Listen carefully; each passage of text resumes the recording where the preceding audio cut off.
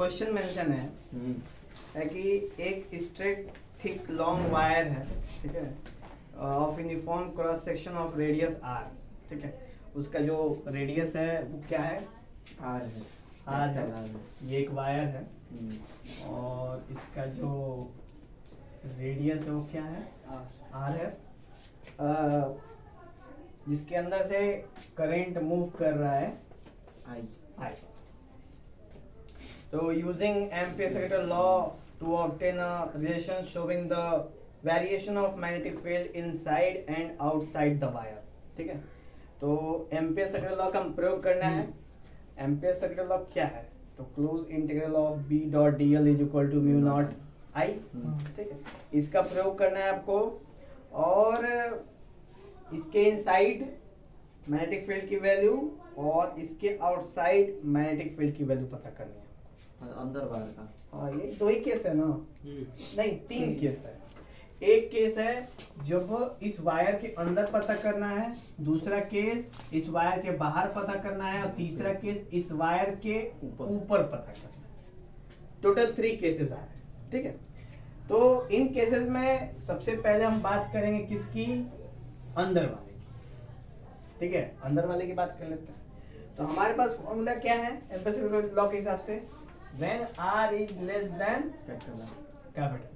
तो इस केस में फॉर्मूला है close integral of b dot dl is equal to mu naught i, ठीक है। और cos की वैल्यू क्या हो जाएगी, यहाँ पे cos की वैल्यू क्या हो जाएगी, तो cos किसके बीच में है, cos b और dl के बीच में है ना cos। तो मैग्नेटिक फील्ड और dl, तो जैसा कि हम इनसाइड की बात कर रहे हैं ना, तो इनसाइड हमको ये बिल्कुल एक नए वायर की तरह ऑब्जर्व को मिलेगा। इनसाइड अगर गौर करोगे तो एक नए तरीके का वायर बन जाएगा, ठीक है। और ये है हमारी लाइन, एक्सियल लाइन, जिस लाइन के अकॉर्डिंग हम लोग चर्चा करने वाले हैं, ठीक है। तो जो हमारा जो इसका जो नॉर्मल है, ठीक, एरिया वेक्टर यानी डीएस की बात कर लो, और जो मैग्नेटिक फील्ड है, दोनों के बीच में एंगल कितना है, 0, ठीक है, दोनों के बीच में एंगल कितना है, 0। तो cos 0 कितनी हो जाएगी, 1। cos 0 1 तो काम खत्म, उससे मतलब नहीं है। तो नेक्स्ट लाइन हमारे सामने हो जाएगा b डॉट, अब जैसा कि सर्कुलर है ना, तो 2 पाई स्मॉल r होगी, हाँ small r is equal to mu naught I, ठीक है।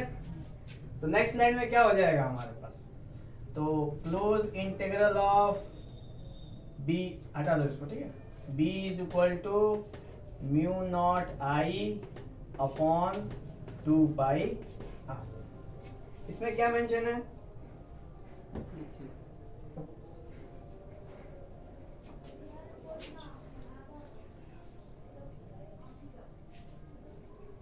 छोटे वाले का भी एरिया लिया है, बड़े वाले का भी एरिया। म्यू नॉट आई दोनों से इक्वली पास कर रहा है ना, क्योंकि ये वाला फिगर तो हमने अपने से जानबूझ के लिया हुआ है और ये वाला ओरिजिनल है, और करंट जब पास करेगा तो किसी में भेदभाव नहीं करेगा, वो सब में पास करेगा। तो म्यू नॉट आई में ही ये यहाँ पे इंट्रोड्यूस हो जाता है pi are square upon pi are square, ये वाला पता है ना, this is the area of the circle. तो यहाँ पे पाई आर स्क्वायर क्या है, स्मॉल के लिए ये वाला, और छोटा वाला में क्या है, छोटा वाला, ये दोनों एक दूसरे के हिस्से हैं, करंट पे डिपेंडेंसी है, इस वजह से इनका मल्टीपल हो गया, ठीक है। ये एक स्पेशल केस है, बहुत ज्यादा आपको टेंशन नहीं लेना है कि ऐसा क्यों और कैसे, ठीक है, आए नहीं आए कोई दिक्कत नहीं। तो मैं जब नेक्स्ट लाइन में तो into pi are square upon pi are square क्या होगा, आर से एक आर, एक पाई से एक पाई, तो b is equal to mu naught I R upon 2 pi are square. This is the resultant magnetic field by the small, माने inside the wire, माने वायर के अंदर में जो मैग्नेटिक फील्ड निकल के है, ठीक है, क्लियर हुआ। सर ये बड़े वाले से डिवाइड क्यों किए हैं, बड़े वाले का एरिया, क्योंकि हम लोग बात कर रहे हैं रेशियो, ये वाले वायर में कुछ मैग्नेटिक फील्ड होगा, जस्ट थोड़ा सा लीव करते हैं उसको, इस वाले वायर के अंदर करंट फ्लो कर रहा होगा ना, तो करंट फ्लो करेगा तो केवल इस हिस्से से तो फ्लो करेगा नहीं, पूरे ऐसे से करेगा। करेगा तो पूरे से करेगा। तो जब भी हम इसकी बात करेंगे तो हमारा वायर इतना मोटा नहीं है, हमारा वायर इतना मोटा है। तो हम इन दोनों वायर के रेशियो के एरिया के रेशियो से डिसाइड करेंगे हम करंट कितना पास हो, अच्छा, जो रिजल्टेंट एरिया है। अगर बड़े वाले में से छोटे वाला माइनस करें तो बड़े वाले में से छोटे वाला माइनस करेंगे तो हमको वो वाला हिस्सा मिल जाएगा जो बच गया है छोटे वाले के बजाय, बचा हुआ पार्ट। तो यानी कि फिर हम क्या कर रहे हैं कि हम इस वाले हिस्से को छोड़ रहे हैं, ठीक है। जब आप ऐसा करोगे तो हम क्या कर रहे हैं, अंदर छोड़ रहे हैं। इसका मतलब कि हम ये कहना चाहते हैं कि जितना भी करंट है वो केवल इन दो पतलों हिस्सों से मूव कर रहा है, जो कि वो भी करेक्ट नहीं है क्या ऐसा? नहीं ना, वो तो पूरे से कर रहा है। तो हमने एक रेशियो का फॉर्मेशन करके रखा, क्लियर।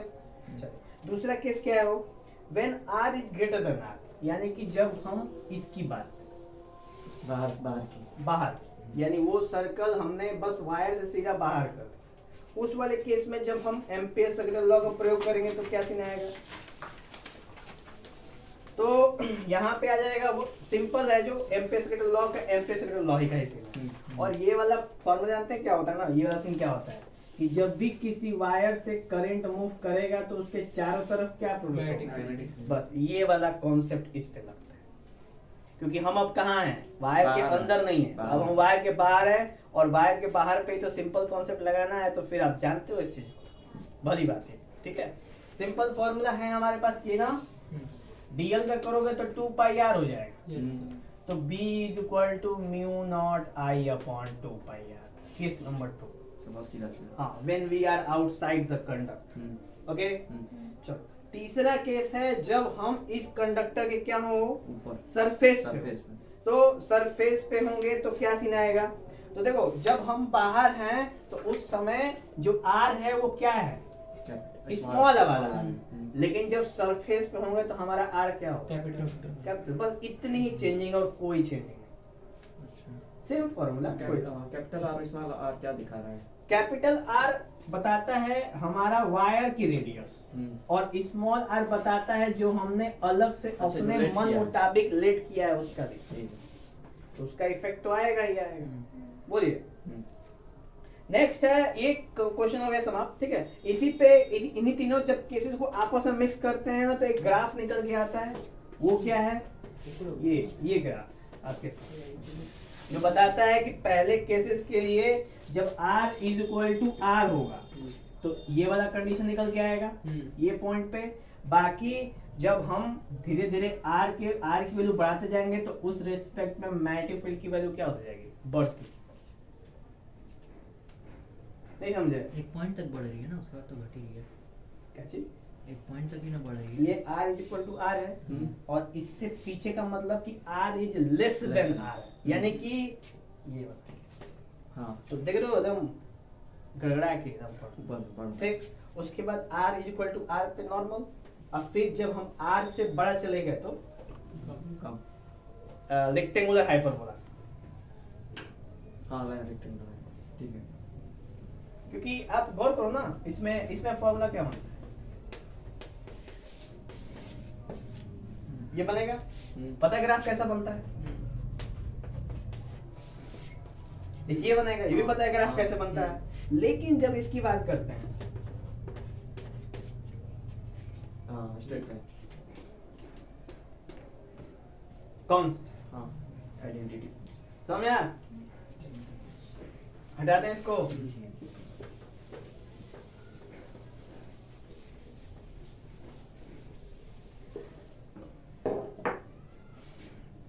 नेक्स्ट है सोलेनॉइड। अब हम सोलेनॉइड की शुरुआत करेंगे। सोलेनॉइड जानते हैं क्या होता है ना, व्हाट इज सोलेनॉइड। तो solenoid just we can say electromagnet type structure, यानी कि जब भी हम किसी सॉफ्ट आयरन कोर के ऊपर इंसुलेटेड कॉपर वायर क्या करते हैं, फोल्ड कर दें यानी टर्न करा दें, तो उसे हम कहते हैं सोलेनॉइड। जब हम उसको बैटरी से कनेक्ट करेंगे तो बिल्कुल मैग्नेट की तरह, वो भी कौन सा मैग्नेट, बार मैग्नेट की तरह बिहेव करेगा, ठीक है। हाँ, इस केस में क्या होता है कि जो फ्लक्स है ना वो बिल्कुल ऐसे निकलते हैं, बार मैग्नेट की तरह बिहेव करते हैं। कैसे, बार। Simple behaviour. ठीक है, चलिए अभी हम लोग को क्या करना है ना कि हमें सोलेनॉइड का फॉर्मूला निकालना है, यानी कि magnetic field due to solenoid, वो पता करना है। ठीक है, तो कैसे करेंगे? तो सबसे पहले हम एक रेक्टेंगुलर वायर होता है, ठीक है, हम क्या करते हैं, एक रेक्टेंगुलर वायर लेते हैं जिसका नामकरण कर देते हैं, तो ए बी सी और डी, 4 रेक्टेंगुलर वायर करते हैं, मतलब एक 4 साइडेड रेक्टेंगुलर, हमारा 4 साइड रेक्टेंगुलर वायर। ठीक है, नेक्स्ट है तो अभी क्या है, हम इसके ऊपर अब देख रहे हो ना कि यहाँ से फ्लक्स पास हो रहा है, तो जो ये वाला वायर का हिस्सा है ना वो फ्लक्स के लाइन में आ रहा है, और जब भी आप नदी के धारे के साथ रहोगे तो नदी के धारे की स्पीड आपके साथ रहेगी।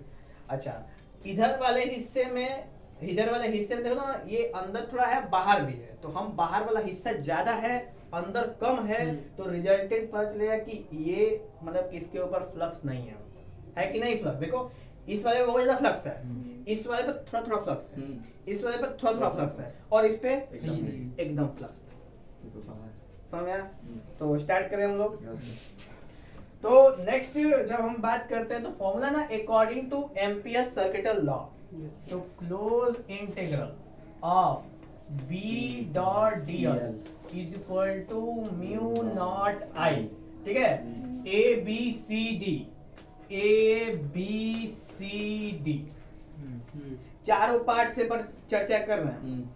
तो जब ऐसा होगा तो क्या हो जाएगा, तो close integral A to B, यानी ए बी की बात पे ए टू बी करो, या फिर सिंपल यहाँ पे ए बी कर लो। ठीक है, क्योंकि लिमिट का कोई चक्कर नहीं, तो ए बी, तो क्या हो जाएगा B dot D L plus, अब क्या हो जाएगा क्लोज इंटीग्रल बी सी, कितना हो जाएगा B dot D L plus close integral C D, B dot D L plus close integral D A, B dot D L is equal to mu naught I. Clear यहाँ पे? चलो अभी क्या है कि ये वाला देखो, ये वाला फ्लक्स है और यही वाला आपका मतलब कि जो आपका वायर जो हमने ABCD देखा है, दोनों ले लिया है, दोनों के बीच में एंगल कितना बन रहा है, 0। कितना बन रहा है, 0। तो AB के केस में cos 0 की वैल्यू कितनी होगी, 1। तो चलो इसको छोड़, दूसरे वाला BC केस में 90, तो cos 90 की वैल्यू 0, खत्म। उसके बाद AD पे कितना, 0। ठीक है, अब उसके बाद CD तो एकदम अंदर में नहीं है, कोनो दूर दूर तक रिश्ते में नहीं है, तो ऑटोमेटिक क्या हो जाएगा, समाप्त हुए। तो अभी नेक्स्ट लाइन में close integral B dot DL और cos 0 की value 1 is equal to mu naught I. ठीक है, अब जैसा कि इसमें नंबर ऑफ टर्न है यहाँ, यानी कि n टर्न इसमें है, n number of turns of coil है, तो हम इसमें इनटू क्या कर देंगे, n कर देंगे। और पता है ना इस n का मतलब कैपिटल N बाई L होता है। ठीक है, तो इसको दिमाग में आप नोट करेंगे। तो नेक्स्ट क्या हो जाएगा आपका, तो इसमें हम n का नहीं करेंगे, किसका करेंगे, कैपिटल N करते हैं। ठीक है, हमारा फॉर्मूले के मेंशन करेंगे। अब ये हो जाएगा B और DL क्या हो जाएगा, L is equal to mu not I N, is B is equal to mu not I N by L, तो B is equal to mu naught N I. समझ में आया? ये था फॉर्मूला। कोई समस्या किसी को भी? चलो, तो अभी इसके बीच में एक रिलेशन बनता है, ग्राफिकल रिलेशन। क्या है, B is directly proportional to I। तो ग्राफ कैसा बनेगा, आइडेंटिटी। ठीक है, ग्राफ बनाना नहीं भूलेंगे किसी भी फॉर्मूले में, हर जगह ग्राफ बनाएंगे। ठीक है, तो एक बार हाँ ये हो गया। और अभी एक और सीन है, तो इसको देखते हुए ग्राफ बनता है ना, जैसा हमको रिलेशन है वैसा ग्राफ है, लेकिन एक और अभी ग्राफ बनेगा। वो क्या कि सोलेनॉइड में जो मैग्नेटिक फील्ड की वैल्यू होगी ना, वो इधर के साइड में क्या होगी, कम होती जाएगी, इधर साइड में क्या होगी, कम हो जाएगी। सेंटर में वो मैग्नेटिक फील्ड अधिक मिलेगी, मैक्सिमम। यानी एक फिक्स वैल्यू मिलेगी। जैसे यानी कि ऐसे अभी फिक्स रहे, फिर धीरे धीरे क्या हो जाएगी, कम। धीरे धीरे क्या हो जाएगी, कम दोनों साइड से। यानी कि हम पोल से जैसे जैसे दूर होते जाएंगे, वैल्यू कम। डिस्टेंस बढ़ाएंगे तो क्या होगा, वैल्यू कम। रेडियस मतलब कि मैग्नेटिक फील्ड की वैल्यू तो कम ही होगी ना। ठीक है, समझ गए।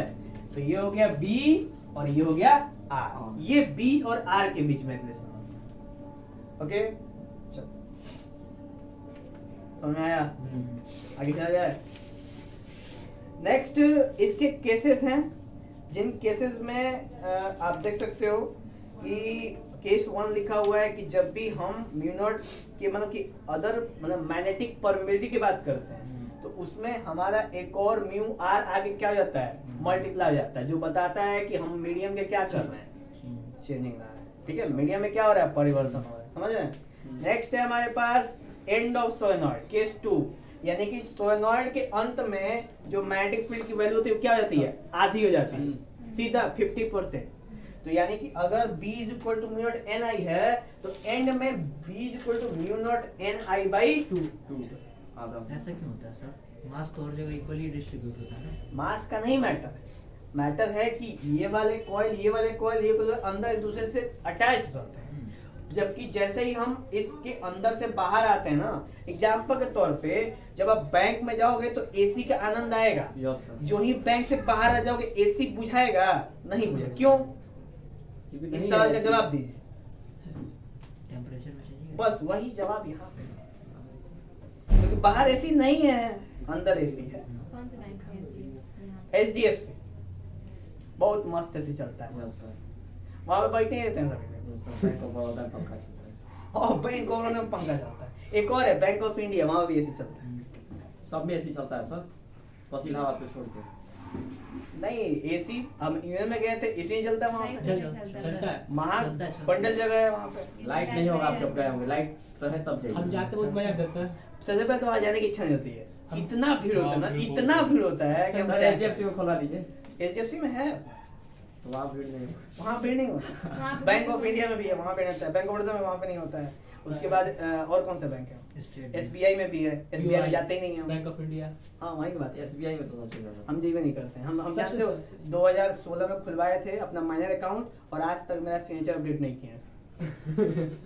और जब जब जाते थे कहते हैं, जब जाते हैं तो सबसे पहले तो आधा घंटा में सुनिए उसको, हाँ, जब आराम से। हाँ, और उसके बाद फिर जाके बेकार। तो ज्यादा क्या कहेंगे, देखो भर के पूरे बकाया ले गए थे, सिग्नेचर के ले गए, हम ऐसे नहीं ऐसे करके लेके आओ, मेरा ना जी बंद हो गया अकाउंट ना, नहीं चलता है। ट्रांजैक्शन करते हैं। हाँ। अच्छा इसीलिए ना।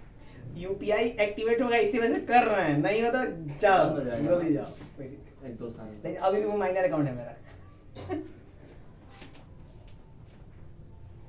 हटा दो इसको। Yes sir. उसके हिसाब से।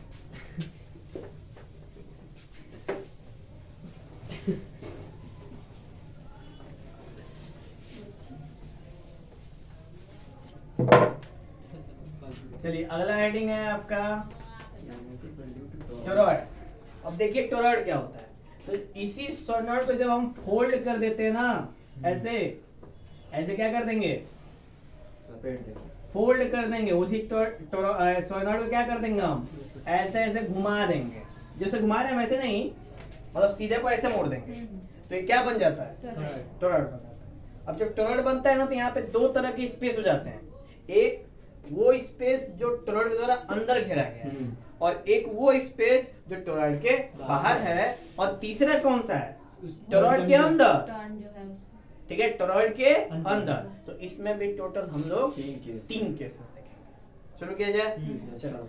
तो अभी देखो यहाँ पे सोलेनॉइड का डेफिनेशन दिया हुआ है इसी में, it is the defined inserted copper वो in the form of helix. Helix के फॉर्म में लपेटने को बोलते हैं solenoid. When two ends of solenoid are joined then toroid is form. तो सोलेनॉइड के दो एंड को आपस में जोड़ देंगे तो क्या बन जाएगा, टोरॉइड बन जाएगा। टोरॉइड। टोरॉइड देखे हैं, यस सर। नहीं देखे हैं, अच्छा इसमें क्या देखे हैं तब लगा होता है जीवन बोर्ड में, में, जब सर। टोरॉइड नहीं देखे हैं। बोर्ड में लगा होता है ना। नहीं बोर्ड में नहीं लगा होता है। अरे उसमें आप हाँ। मशीन है। हमारे यहाँ जो काम होता है उसमें टोरॉइडल ट्रांसफॉर्मर लगा होता है, क्यों सर? क्योंकि उसको चाहिए लोड चाहिए, और जो कोर वाला ट्रांसफॉर्मर होता है ना वो बहुत ज्यादा लोड नहीं दे पाता, अच्छा। लोड नहीं सह सकता। और टोरॉइडल का क्या होता है ना, क्वालिटी दो क्वालिटी होता है, एक साइज कम, दूसरा लोड ज्यादा। लाइफ कम होती होगी उसकी। नहीं, अभी लाइफ एक नंबर, भर भर के कापर होता है उसमें अंदर। महंगा भी होगा। कम से कम 30-35 हजार का से कम का ना हो, क्या? 30-35 हजार से कम का ना हो। 30-35 हजार का। खाली वो ट्रांसफार्मर। जो अच्छी मशीन है, मशीन की कोई तो महीन ट्रांसफार्मर मशीन सही से बता रहे हैं ना। नहीं केवल ट्रांसफॉर्मर दाम बताया। जैसे मान लो कि जो 70,000 की मशीन है उसमें ना 35,000 का ट्रांसफॉर्मर है। क्या? आधा उसका ट्रांसफार्मर। हम सीधा लाइन लगा खोज रहे हैं। बिना ट्रांसफॉर्मर के वो चलेगा ही नहीं। सब 35,000 का। हाँ इसीलिए इतना महंगा होता है क्या? हाँ सर अगर इसमें गैप रखेंगे जैसे ज्वाइन करने को आप बोल रहे हैं, हाँ। तो उसमें करंट में या फिर इंटेंसिटी में उसके कुछ चेंजेस आएंगे? क्यों नहीं अंतर, क्यों नहीं चेंज आएंगे? यहाँ पे जानते हैं, यहाँ पे गैप होगा ना, तो यहाँ पे हमिंग होगा। और एक्चुअल टोरेट में क्या होता है, गैप होता है कि नहीं होता है? नहीं होता है, वो तो पूरा बकायदे सील किया जाता है उसको, एकदम रैपिंग की जाती है। हाँ, यहाँ पे हर एक टर्न के बाद बाइंडिंग की जाती है उसकी अलग से इंसुलेटर के साथ, ताकि एक कॉइल एक टर्न दूसरे टर्न के संग क्या हो, भिड़े सेपरेट हो। भिड़े नहीं, ठीक है? अब भिड़ के अपने आप को कैंसिल आउट ना करें। हर एक निकाला हुआ उसका फ्लक्स कामयाब होना चाहिए। इस तरह से ट्रांसफार्मर का निर्माण होता है। अगर जो ट्रांसफार्मर जितना ज्यादा साउंड निकाल रहा है, समझ लो उतना ज्यादा अपनी एनर्जी क्या कर रहा है, लॉस कर। तो इसमें भी वही होता है ट्रांसफार्मर वाला केस ही? और क्या, इसमें तो बहुत मिनिमम साउंड होता है। इसको जब ये ऑपरेट होता है ना, चलता है ना, तो तुम समझ नहीं पाओगे ट्रांसफार्मर ऑपरेट हो रहा है कि नहीं हो रहा है। बैटरी खत्म हो गई सर फोन की। कितने परसेंट? 15 लग रहा है। 20%। हो जाएगा तब तो। तो मतलब करंट की इंटेंसिटी कम होती है अगर ओपन रहेगा तो ये? हाँ भाई, फ्लक्स में अगर डिफरेंस आएगा तो उसका असर किस पे पड़ेगा, अकॉर्डिंग टू लेंथ जलाओ। आप इंटेलिजेंट हैं। टोरॉइड में आगे चर्चा कर लेते हैं हम लोग केसेस पे, ठीक है? टोरॉइड में टोटल 3 केसेस हैं। पहला है स्पेस इनक्लोज बाय टोरॉइड, यानी वो हिस्सा जो टोरॉइड वाला स्पेस क्या करता है, घेर लेता है। फॉर्मूला क्या है, according to Ampere's second law, B dot dl is equal to mu naught I। Okay, अब यहाँ पे I की वैल्यू कितनी होगी, 0। क्यों? क्योंकि इसमें तो कोई करंट जाता ही नहीं ना है, इसमें कोई करंट तुमको मिलेगा इस वाले हिस्से में। जब करंट नहीं मिलेगा तो मैग्नेटिक फील्ड की वैल्यू कितनी होगी, 0 की बात खत्म, इतना सोचना ही नहीं है। हाँ है ना? Yes sir. उसके बाद केस 2 है कि आउटसाइड, यानी कि इस वाले केस में करंट है नहीं, 0, यानी कि ये हो गया इनसाइड ये आउटसाइड। और ये हो गया outside. B dot dl is equal to 0, बात खत्म। अब बचता है केस 3, उसी में है सब कुछ इसका। वो क्या है, अंदर। इनसाइड द टोरॉइड, मैं टोरॉइड के अंदर वो क्या होता है उसको देखते हैं हम लोग। चलिए, तो टोरॉइड के अंदर केस है कि B dot dl is equal to mu naught I, और करंट होता है I। चलिए, उसके बाद है B dl और कॉस कितना हो जाएगा, 0 is equal to mu naught I। कहाँ पे? नंबर ऑफ टर्न की बात करो तो है ना, कोई दिक्कत नहीं, हम लास्ट में भी n अटैच कर सकते हैं, क्योंकि हमको पता है कि बिना नंबर ऑफ टर्न से ही काम नहीं चलने वाला। तो ये हो जाएगा आपका B into 2 pi R is equal to mu naught I। तो B is equal to mu naught I upon 2 pi R। ये फॉर्मूला होता है टोरॉइड। अब कितने टर्न है, समझ में आ गया? कोई डाउट किसी को तो बोलेगा, ठीक है? ये है हमारा formula, magnetic field due to toroid inside the toroid, मतलब टोरॉइड के अंदर टोरॉइड के द्वारा, ये मैग्नेटिक फील्ड। समझ लीजिए, कोई समस्या तो बोलेंगे। चलो आगे चर्चा करें। अब नेक्स्ट आता है ना कि जब भी चार्ज मूव करे, जब भी चार्ज क्या हो, मूव करे किधर, मैग्नेटिक फील्ड के अंदर। यानी जब कोई चार्ज मैग्नेटिक फील्ड के अंदर मोशन करे तो क्या उसके ऊपर कोई फोर्स लगता है, लगता है कि नहीं लगता है, इसको जानेंगे हम इसके बाद। ठीक है, तो आप लोगों के हिसाब से क्या लगता है? लगता है कुछ ना कुछ लगेगा ही। कुछ ना कुछ लगेगा ही। शायद। चलिए देख लेते हैं हम लोग।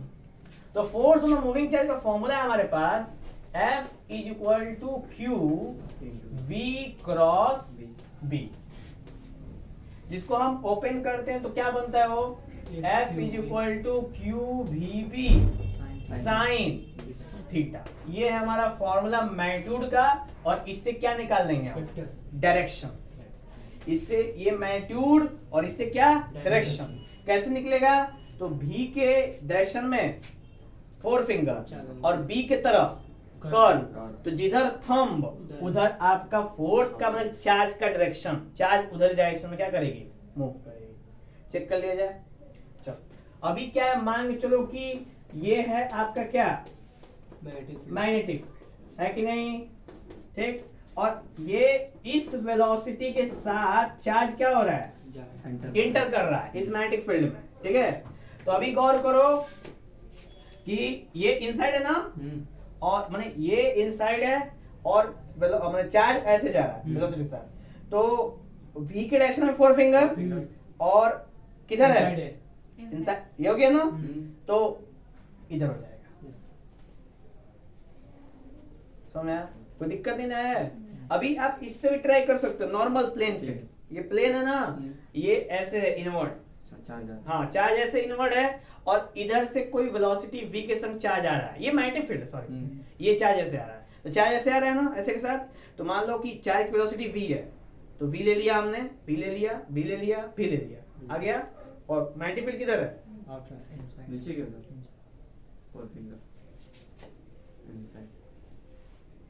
समझ में आया। तो ये तरीका है, वेक्टर फॉर्म से ही आप डायरेक्शन निकाल सकते हो, हमेशा दिमाग में रखना। हाँ, स्केलर से आप केवल मैग्नीट्यूड निकाल पाओगे।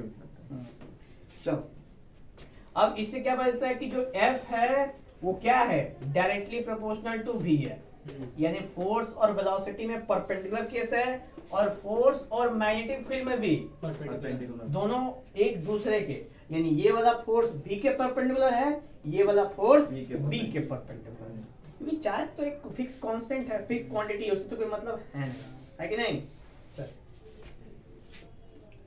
नेक्स्ट है, moving charge is equivalent to current. देख लो, नोट है नीचे, moving charge is equivalent to current and current produces its magnetic field, ठीक है, and is allocated by external magnetic field. ठीक है, तो जब भी चार्ज मूव करता है तो क्या प्रोड्यूस करता है, मैग्नेटिक फील्ड, और वो मैग्नेटिक फील्ड और ये मैग्नेटिक फील्ड दोनों के बीच में होता है इंटरैक्शन, तब जाके उसके अंदर क्या होता है, मोशन। समझ में आया। अब एक और सवाल बन सकता है इस पे कि what is the force on the charge, ठीक है, इफ द नहीं फोर्स नहीं, what is the work done on the charge when it is placed inside a magnetic field. What is the work done? What is the work done by the charge when it is inside the magnetic field? Placed inside a magnetic field.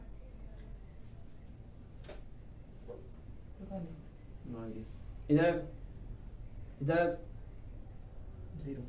कैसे? तो magnet का attract करेगा ना, इसमें आप खुद से कहाँ वर्क डन कर रहे हैं। मैग्नेट के अंडर में जाएंगे एरिया में, तो मैग्नेटिक फोर्स एक्सपीरियंस करेगा ना। तो फोर्स तो एक्सपीरियंस किया ना, अब फोर्स एक्सपीरियंस का मतलब work done, because dW is equal to FDS, यही होता है ना। चलिए आप बताइए। क्या, जीरो, कोई वर्क डन नहीं करेगा। क्यों?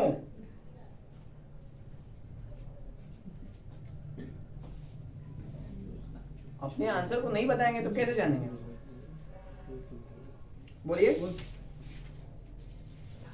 चार्ज पे जो चार्ज पे मैग्नेटिक फोर्स होता है वो जीरो होता है। देखिए जब भी एक ये मैग्नेटिक फील्ड है, ठीक है, ऐसे इस टाइप का, ठीक है, चार्ज को हमने क्या कर दिया, प्लेस कर दिया। अब हमने पूछा गया वर्क डन, वर्क डन होगा 0। क्यों? क्योंकि W is equal to F S cos theta, और कॉस थीटा की वैल्यू कितनी है? 90 डिग्री। ऐसा खत्म।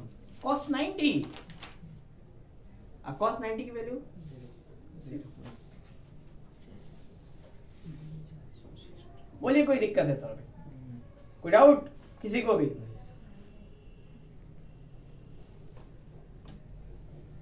डाउट तो बता सकते हैं। चलिए नेक्स्ट है, इसमें केसेस हैं, इसी में क्या केसेस हैं? When theta is equal to 0 और 180, तो इस केस में फोर्स की वैल्यू क्या मिलेगी? 0 मिलेगी, क्योंकि जब भी थीटा 0 हो जाएगा या 180 हो जाएगा तो उस केस में हमको फोर्स नहीं मिलेगा। एग्जांपल कि मान के चलो कि ये मैग्नेटिक फील्ड है और हम ऐसे आएंगे, मतलब मैग्नेटिक फील्ड के बिल्कुल पैरेलल आएंगे या फिर एंटी पैरेलल जाएंगे, तो फिर उस केस में कोई फोर्स वर्क नहीं करेगा। वर्क तभी करेगा जब हम क्या करेंगे, परपेंडिकुलर जाएंगे, परपेंडिकुलर जाएंगे तभी वर्क करेगा। ठीक है, तो इसका मतलब कि 90 डिग्री पे कितना होगा, मैक्सिमम मिलेगा कि नहीं मिलेगा? 90 पे मैक्सिमम मिलेगा। ठीक है, चलो नेक्स्ट है, अगर वेलोसिटी 0 हो जाए तो? हाँ, 0 हो जाएगा। तो यहाँ पे एक और क्वेश्चन बन सकता है अच्छा वाला, what is the work done when the charge is placed inside the magnetic field? इससे पहले भी पूछा था, हमने बोला था चार्ज मूविंग चार्ज हुआ था इससे। अब चार्ज केवल प्लेस किया है, वैसे मैंने उसमें केवल प्लेस ही बोला था, दूसरी बार आप लोगों को क्वेश्चन बताया तो मूविंग करा दिया उसको, एक बार और बोलते तो उड़ा दिया जाता वहां से। फिर भी आप लोग समझे नहीं कुछ, वर्ड्स के इधर उधर का भी मतलब है नहीं समझे आप। तो सोचो अभी सिंपल है, कितना होगा? क्योंकि जब चार्ज रुका है तो V की वैल्यू कितनी है? 0। तो F की वैल्यू कितनी है? 0। तो W की वैल्यू कितनी है? बताओ, सब आपस में लिंक है कि नहीं? नेक्स्ट है ट्रेजेक्टरी ऑफ चार्ज पार्टिकल। तो अभी तक हम लोग मैग्नेटिक फील्ड के अंदर चार्ज को मूव करा रहे हैं, तो वो एक पाथ को फॉलो करता होगा, कोई ना कोई रास्ता बनाता होगा, उसी रास्ते को कहते हैं ट्रेजेक्टरी। ठीक है, और इसके बारे में आप लोग बचपन में पढ़े हैं, प्रोजेक्टाइल नाम सुने हैं? Projectile motion.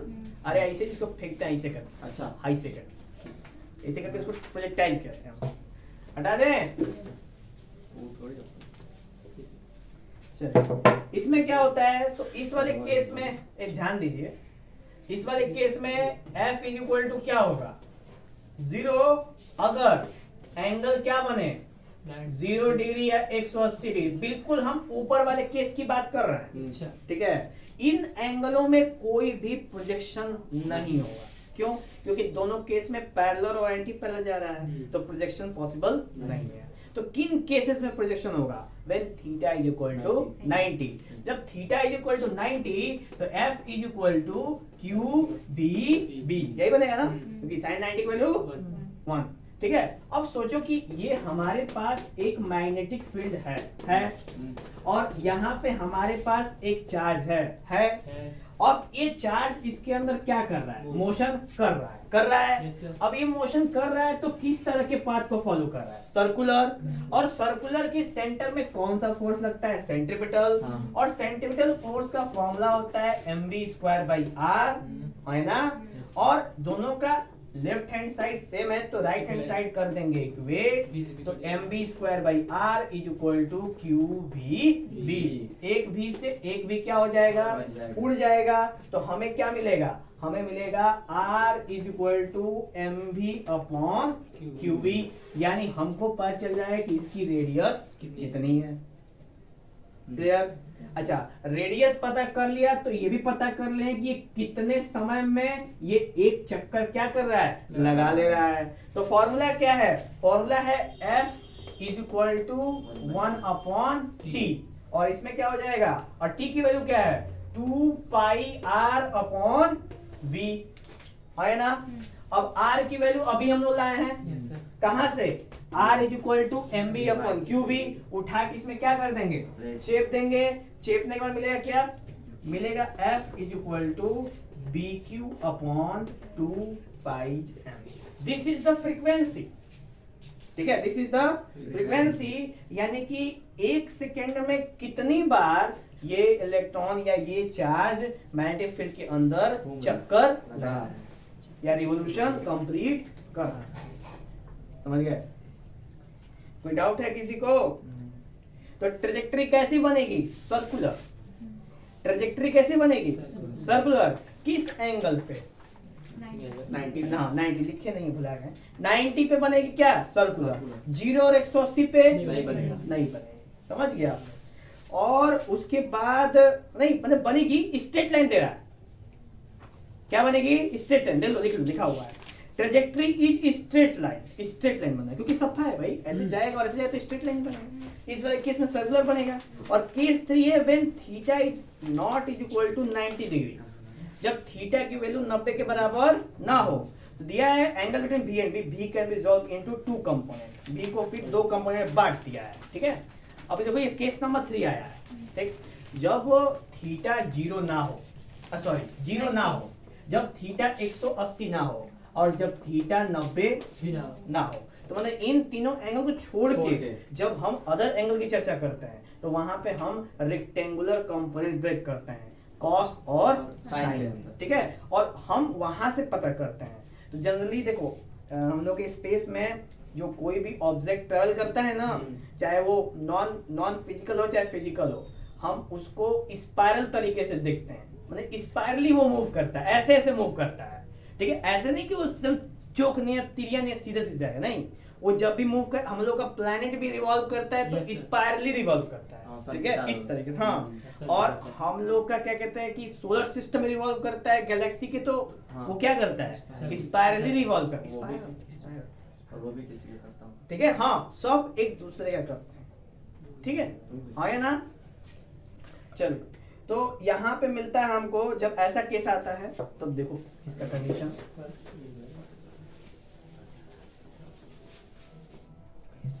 जब ऐसा आएगा तो कैसा आएगा, ये बना और यहां से हमने क्या किया, शुरू किया। अब देखो ये क्या है आपका मैग्नेटिक फील्ड, थीटा एंगल है 90 0 180 को छोड़ के, ठीक है। तो इस वाले जिधर थीटा होता है उधर क्या बनता है कॉस, और जिधर थीटा नहीं होता उधर साइन। तो साइन और कॉस दोनों कंपोनेंट का प्रयोग करते हुए क्या कर रहा है, ये एक्सिस से रोटेट करते हुए जा रहा है। थोड़ा ऊपर बढ़ रहा है तो साइन पकड़ ले रहा है, जब साइन की वैल्यू थोड़ी कम पड़ रही तो कॉस पकड़ ले रहा है। तो दोनों के पकड़ने और छोड़ने से ये कैसा स्ट्रक्चर का फॉर्मेशन हो रहा है, स्पाइरल, हेलिक्स कहते हैं उसको, और पाथ को कहते हैं हेलिकल पाथ। क्या बोलते हैं इसको, हेलिकल पाथ, दिमाग में रखिएगा। तो इस वाले केस में ट्रेजेक्टरी कैसी होगी, हेलिकल। तो टोटल हम लोगों ने 3 ट्रेजेक्टरी जान ली, क्या पता एमसीक्यू में आ जाए, ठीक है।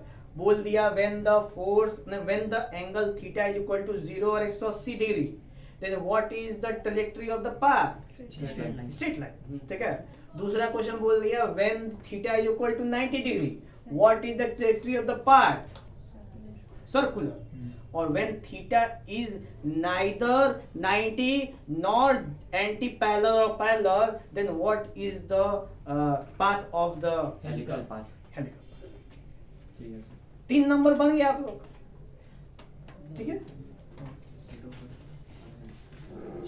नेक्स्ट देखिए हम लोग, अब देखो इसमें r क्यों निकाला है, रेडियस, भैया r है तो इसका मतलब हेलिकल है तो सर्कुलर तो होगा नहीं, इसका मतलब इसकी वैल्यू कॉन्टिन्यूअसली क्या होगी, चेंज होगी। तो इसलिए देख लो यहाँ पे क्या मेंशन हो गया, थीटा, मतलब M B upon P Q ही है, इसके संग क्या जुड़ गया, साइन थीटा, यानी कि साइन का कंपोनेंट बहुत ज्यादा इसके अंदर क्या कर रहा है, एक्टिव है, ठीक है। क्यों, क्योंकि कॉस का कंपोनेंट तो एक्सिस के अलाउंग तो मूव ही करा रहा है, कॉस के कंपोनेंट के वजह से ही ये पाथ, ये बंदा आगे बढ़ रहा है। साइन के कंपोनेंट की वजह से ये क्या कर रहा है, मूव कर रहा है। मोमेंटम जनरेट कर रहा है। गौर करना, साइन के कंपोनेंट से क्या कर रहा है, मोमेंटम जनरेट कर रहा है। कॉस के कंपोनेंट से क्या कर रहा है, डिस्प्लेसमेंट। क्या कर रहा है, डिस्प्लेसमेंट। समझ में आया, हाँ या ना। चलो नेक्स्ट है टाइम पीरियड। क्या होगा इसका, तो टाइम पीरियड होगा 2 पाई r बाई v, तो हो जाएगा 2 पाई m अपॉन QV। QV हो जाएगा ना, दिख रहा है ना, Yes sir. 2 pi m by QV। जब छोटा होगा, क्लियर हुआ ये, 2 पाई m बाई QV ये टाइम पीरियड है। और नेक्स्ट आता है लास्ट वाला, वो है पिच। ठीक है, पिच जान लो, पिच कभी पूछ सकता है आपसे एग्जाम में, व्हाट इज पिच। तो पिच है the distance travelled by a particle between its period of revolution in direction of magnetic field. यानी वो हेलिकल पाथ को फॉलो करते हुए आगे जब बढ़ता है कोई भी ऑब्जेक्ट, तो उसको कहते हैं हम लोग क्या, पिच। तो उस वाले केस में क्या है, तो देखो v cos theta into t। तो v cos थीटा देख लो, v cos थीटा वेलोसिटी का कंपोनेंट cos थीटा और इनटू टाइम पीरियड। ठीक है, तो पता है ना distance is equal to speed into time. बन गया क्या, ये है स्पीड, ये है टाइम, ये है डिस्टेंस। तो पिच इज द डिस्टेंस। समझ गए। Yes sir. नेक्स्ट है similarity and difference between Biot-Savart law and coulomb law. देख लीजिएगा, 3 लाइन है, बता देते हैं। सिमिलरिटी है both are long range force, both obey inverse square rule और बोथ ओबे सुपरपोजिशन प्रिंसिपल। ये मतलब दोनों के अंदर जो कॉमन बातें हैं। अब नॉन कॉमन बातें क्या हैं, नॉन कॉमन बातें नहीं लिखा है क्या इसमें, लिखा तो है वो तो डिफरेंस। हाँ, यही है नॉन कॉमन बातें। क्योंकि पता है ना कि कूलम्ब लॉ किस में लगता है, चार्जेस में, और बायोट-सावर्ट मैग्नेटिज्म। इसीलिए इधर डिफरेंसेस अलग अलग क्या हुआ है, मेंशन है। तो देखो coulomb law apply in static charge, coulomb law force is on in the electric field, force is independent of angle, it can change the speed of particle. ये था कूलम्ब लॉ। दूसरा Biot-Savart can not apply for force on static charge. Static charge भाई charge से तो कोई मतलब ही नहीं है इसको, बायोट-सावर्ट को, सिंपल। ठीक, दूसरा force is perpendicular to magnetic field. अभी जस्ट पढ़े हम लोग F is equal to QBV sin theta में, Yes sir. पढ़ेंगे नहीं Yes, कि sir. F is perpendicular to magnetic field, दिमाग में रखिएगा। ठीक है, उसके बाद फोर्स डिपेंड ऑन एंगल, अभी हम लोग पढ़े हैं, Yes, जस्ट sir. अभी पढ़े हैं। ठीक है, sin थीटा फोर्स डिपेंड, अभी क्या कुछ पढ़ के ताकत Yes, दे sir. लो सब। Next, it can not change the speed of particle, और ये पार्टिकल की स्पीड को चेंज नहीं कर सकते। समझ आया।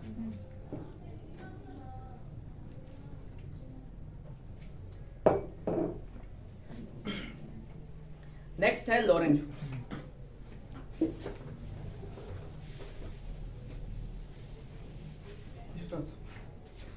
नया नया आएगा सर। बच्चे आपके अच्छे हैं। आपको संसाधनों की कमी नहीं है। तुम लोग के होते हुए तो कमी हो सकती कहाँ कम नहीं है हो सर, सकती। कुछ भी कम है। नहीं। 2 दिन तो हुआ है क्या कम हुआ? ये उठाने वाला काम छोड़ने से पहले। किस कम हुआ है सर आपका? अरे वापस तो आ गया ना। तो समुद्र में से रोटी पार्टी का कम हो जाएगा। हाँ, ये तो अरे, कहाँ डाला तो यही जब ध्यान दीजिए हमको। हम क्या तो से देखिए सर। वो तो हम सारी आंखों से देख रहे हैं इसको, लेकिन ये दिख रहा है बस एक ही आंखों से। अब क्या की बाकी सही नहीं है ना। बाकी की सही नहीं है। कब वो साफ ही नहीं हो रहे, क्या मतलब मजाक हो चोरी रहा है? चोरी कर रहा था। लीजिए बाबा। खरीदे हैं सर। नहीं, चोरी का देखो चोरी, पाप उसको लगेगा जिसने चोरी किया है। जो से साधन किए चोरी। सर थोड़ा धो लीजिए इसको। किसको, इसी को। सिस्टर को। ये इसकी असली पहचान। Yes. तो नहीं हो मफलर हो तो नहीं मफलर बाबू, हो जाए। सफेदी के आगे उजाला। आता मफलर का यूज कर लिया तो मुस्कान दे देंगे, कोई नहीं यूज करते।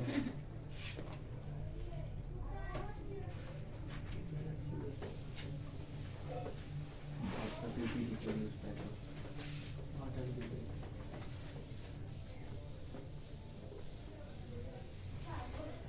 एकदम क्लीन, अच्छा लग रहा है ना। यस सर, साफ लग रहा है। अल्लाह का सफेद दिखा दीजिए।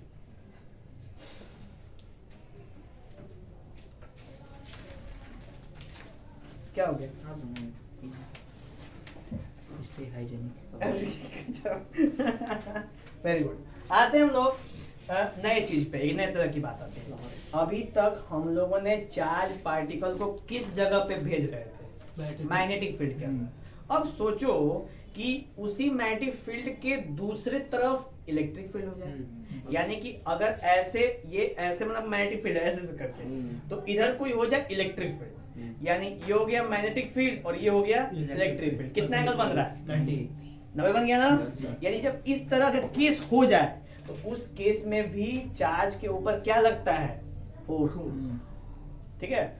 और जब ऐसा हो रहा था, मतलब जब ये फोर्स लग रहा था, तभी एक साइंटिस्ट थे जिन्होंने ये चीज ऑब्जर्व करी और उन्होंने कहा कि ये फोर्स मेरे नाम पे पड़ेगा, नाम दे दिया लॉरेंज फोर्स।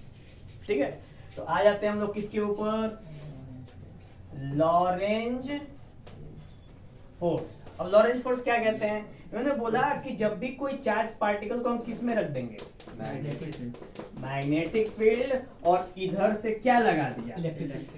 इलेक्ट्रिक फील्ड लगा दिया। ठीक है। दोनों के बीच में 90 डिग्री है। 2 डायमेंशन में ऐसा ही हो सकता है। ठीक है। 3D फिगर है। तो अभी कोई अगर चार्ज पार्टिकल आ गया इसमें, तो इसके ऊपर दोनों द्वारा क्या लगेगा? फोर्स लगेगा। और उसके कंबाइंड फोर्स को क्या बोलते हैं हम लोग? Lorentz force. तो कंबाइंड फोर्स क्या होगा? F is equal to F लगाया गया E के द्वारा और F लगाया गया B के द्वारा, दोनों तरफ फोर्स लगाया गया। अच्छा, E के द्वारा लगाया हुआ फोर्स क्या है? तो बहुत बचपन में पढ़े थे हम लोग, बहुत बचपन में मतलब कि क्लास 12 की स्टार्टिंग में पढ़े थे कि F is equal to QE। पढ़े थे नहीं पढ़े थे? तो ये हो गया यहाँ पे QE। और अभी हम लोग FB पढ़ के आए हैं एकदम तुरंत फेसबुक। ठीक है। क्या था वो? वो था QV क्रॉस B। समझ में आया? तो ये था आपके इलेक्ट्रिक फील्ड, इलेक्ट्रिक फोर्स और मैग्नेटिक फोर्स का sum is known as Lorentz force. Clear? अच्छा, तो यहाँ से F is equal to Q, दोनों में कॉमन है, तो यहाँ पे हो जाएगा E plus B cross B। ये हो गया हमारा रिजल्टेंट लॉरेंज फोर्स। क्लियर हुआ? किसी कोई दिक्कत? अब यही जब ऐसा चल रहा था ना, ऐसे चलता ही ये भी चल रहा था ऐसे, जब उन्होंने लॉरेंज ने ऐसा बना दिया इस तरह का सीन लगा के, तो उन्होंने कहा ना कि मैंने तो गजब कर दिया एकदम सोसाइटी में, मेरे जैसा महान तो कोई है ही नहीं। ठीक है। और अपनी महानता को सिद्ध उन्होंने कैसे किया? उन्होंने जब इसका एप्लीकेशन दिया, यानी उन्होंने कहा कि लॉरेंज फोर्स तो बना दिया, अगर मैं इसके बारे में नहीं जनता को बताऊंगा कि इसका काम क्या है, तो मेरे को तो लाइटली ले लेंगे ना। ठीक है। तो उन्होंने क्या किया? उन्होंने एक नया कॉन्सेप्ट निकाला, कॉन्सेप्ट का नाम दे दिया वेलोसिटी सेलेक्टर। क्या दे दिया? Velocity selector.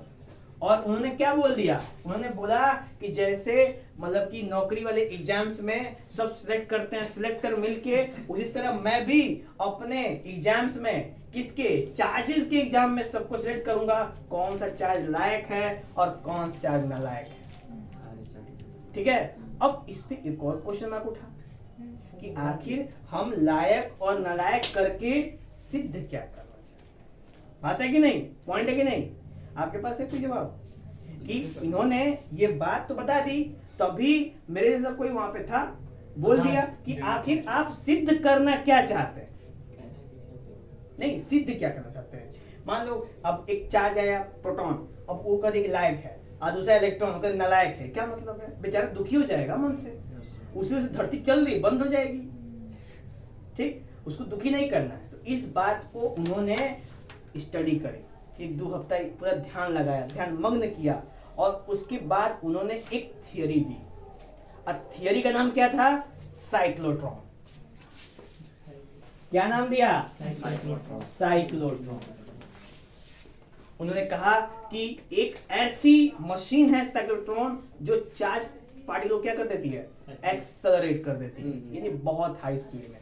ठीक है, बहुत हाई स्पीड कर देती है। थ्योरी कुछ थी इनकी साइक्लोट्रॉन में। ठीक है। उन्होंने कहा कि मैं मतलब वो बताया ऐसे कि मैं फ्यूचरिस्टिक हूँ। कौन बताया?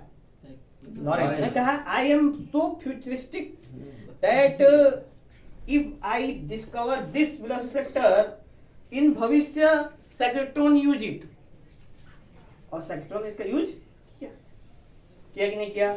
तभी तो हम साइक्लोट्रॉन में कौन से चार्ज पार्टिकल को रख सकते हैं? वो चार्ज पार्टिकल जो वेलोसिटी सिलेक्टर से फिल्टर होके आते हैं। जो पास हो गया वही पहुंचेगा, जो पास नहीं हुआ वो MIT में नहीं जा पाएगा, यस सर। उसे प्राइवेट में फॉर्म भरना पड़ेगा। यूनिवर्सिटी में जो जाएगा उसके बाद जो मजाक जाएगा नहीं उसका हमने किसी का स्पेसिफिक मजाक नहीं बनाया। होगा। क्लियर हुआ? किसी को कहीं पे भी एक को रत्ती भर डाउट है तो नहीं बोलेगा। तो वेलोसिटी सिलेक्टर क्या होता है तो समझे ना? वेलोसिटी सिलेक्टर, जब ये चार्ज पार्टिकल गए, ध्यान से, चार्ज पार्टिकल गए, यहाँ पे चार्ज लगा plus minus, electricity, magnetic field north south, और इस पे लगा चार्ज के ऊपर, और अगर चार्ज में डिफ्लेक्शन हुआ, यानी कुल मिला के वही है कि जब आप अपने एम के प्रति जा रहे हो और रास्ते में डिस्ट्रैक्शन मिल गए, ठीक है, और डिस्ट्रैक्ट होके मान लो यहाँ पे यहीं पे तुम्हारा गोल है, ठीक है, गोल है, और यहाँ से तुम जाते गए और इधर से कोई ऐसे फ्लाइंग किस मार रहा था, तुम चले गए इधर, उधर से घूम के चले जाएंगे सर। नहीं जा सकते, वो रास्ता वन में है बेटा, अच्छा। नहीं जाएंगे, चले गए, जाके भिड़ गए, जिंदगी नरक हो गई, दिन रात टोटो चला के काम चला गए। ये सही था सर। है कि नहीं? Yes, फिर ये तो था इधर वाला, दूसरी तरफ इधर से कोई और चार्ज आया, इधर से किसी बंदे ने कहा चल चल, एकदम जीवन तो एकदम मस्त है, जो मन के पहले मजा ले लेते हैं, फिर बाद में पढ़ाई करते रहेंगे, दोस्त मिल गए ऐसे टॉक्सिक फ्रेंड्स, ठीक है, तो अब ये बंदा इधर चला गया, जिंदगी झंड हो गई जाके। लेकिन बंदों को घमंड नहीं थोड़ा, ठीक है, ये इधर हो गया, अब ये जाके मतलब किया है बंदे ने PhD, और जाके पियोन की भर्ती देख रहा है, यही तो हाल है। इस सरकारी पियोन की भर्ती सबका यही हाल है कि नहीं? फिर बचे वो जो एकदम भटके नहीं, सीधा अपने गोल को सीधे मतलब उस होल को गोल बना के हिट कर दिया, Yes, sir। ठीक है, और हिट करने के साथ सीधा वर्ल्ड कप जीत लिया, और जीत के बन गए IAS PCS ISIS और जो भी नहीं ISIS नहीं, नहीं, उसको वाला सही है। नहीं, वो नहीं है, उसको हटा देंगे, ISIS वाला कटिंग करेंगे हम लोग, बस IAS PCS की बात है। जैसे वगैरह सब है। Yes, sir, motivation। क्लियर हुआ? समझ में आया सबको? किसी कोई डाउट है कहीं पे भी वेलोसिटी सिलेक्टर में? ये बात, यही बात बताना चाहते थे कौन? लॉरेंट। जो मैंने बताई आप लोगों को, ठीक है, इन्होंने कान बताया हमको, कोई सुन ना। उस टाइम में भी ऐसी स्थिति थी बच्चों की, यस। हटा दें? Yes, sir। अब अभी हमने एक चीज छेड़ दी, अच्छा, cyclotron। वो सिलेबस में नहीं है, फिर भी थोड़ा थोड़ा बता देते हैं। Cyclotron device which is used to accelerate the charge particle, only positive charge particles, Positive। okay, negative charge particles को ये बिल्कुल भी एक्सेलरेट नहीं करता। नेगेटिव के लिए कौन है? वाइन डी ग्राफ जनरेटर, वो सिर्फ नेगेटिव करता है। नेगेटिव को करता है, वो पॉजिटिव को नहीं कर सकता, और ये केवल पॉजिटिव करता है, नेगेटिव को नहीं कर सकता। इलेक्ट्रॉन क्यों नहीं पास कर पाता है वेलोसिटी सिलेक्टर? क्यों नहीं? हम सबको देखो, वेलोसिटी तो सबको करवा सकते हैं, लेकिन सब कोई IS नहीं बन सकता है, Yes, sir। कुछ पीसीएस कुछ PCS भी बनते हैं। 0.01। तो क्या होता है उसके बीच में? क्यों इसके नहीं बीच होता? में इलेक्ट्रॉन क्यों नहीं कर पाता है जो प्रोटॉन कर रहा है? नहीं, इलेक्ट्रॉन यहाँ से जा रहा है, वो पास कर गया, नहीं कर गया, लेकिन जब इलेक्ट्रॉन को इसके अंदर भेजते हैं ना, वो चिपक जाते हैं जाके। हाँ, ऐसे पहले बहुत मोटिवेशन है जिंदगी में कि हम बहुत ईमानदार बने, करप्शन फ्री बनेंगे, कुछ करेंगे जीवन में, आज जो वहीं जाके गए कि और ये तो पूरा दुनिया अलग हो गया, हेवन आ गए, पर चिपक गए जाके किसी से। ऐसे ही पैसा। और सोचो इलेक्ट्रॉन कैसे होंगे। अच्छी बात है सर। हटा दो इसको ना। जिंदगी की वही एम है सर। अब वेलोसिटी सिलेक्टर का एक रिलेशन है, रिलेशन देख लिया जाए, ठीक है। इसमें क्या होता है ना कि जो Fe होता है वो Fb के बराबर होता है, Fb के बराबर होता है, Fb, हाँ, जो Fe होता है वो Fb के बराबर होता है, ठीक है। तो Fe मतलब क्या? QE, हाँ। ठीक है, और Fb का मतलब क्या? QVB, और Q से Q उड़ गया तो V is equal to E by this is the elasticity like that. Okay.